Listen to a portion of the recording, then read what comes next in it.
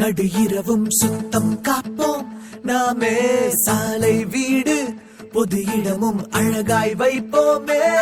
எனது குப்பை எனது பொறுப்பு என உறுதி எடுப்போமே.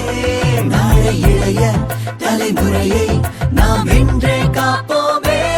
எனது குப்பை எனது பொறுப்பு என உறுதி எடுப்போமே.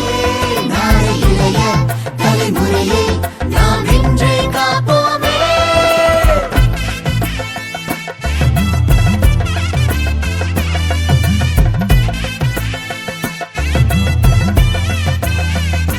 வணக்கம். மாங்காடு நகராட்சியிலேருந்து பரப்புரையாளர்கள் பேசுகிறோம். எங்களோட வேலை பொதுமக்கள் கிட்ட குப்பையை கொடுக்குறப்ப மக்கிற குப்பை மக்காத குப்பைன்னு தனியாக பிரித்து கொடுக்கறதுக்கு அவேர்னஸ் கொடுக்குறது தான் எங்கள் வேலை. இப்போ ஏப்ரல் 1 தேதியிலேருந்து 4 வகையாக குப்பையை பிரித்து கொடுக்க சொல்லியிருக்காங்க.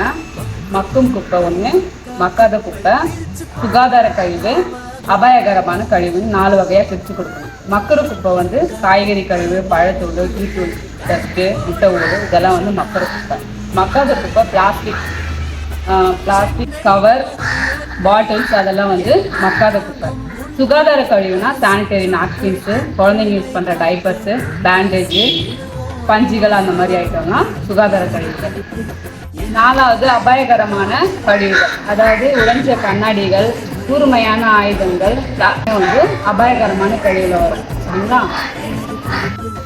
இந்த மாதிரி 4 வகையாக குப்பையை பிரித்து கொடுக்கணும்னு சொல்லியிருக்காங்க. வீட்டிலேருந்து முதல்ல ஆரம்பிக்கணும்.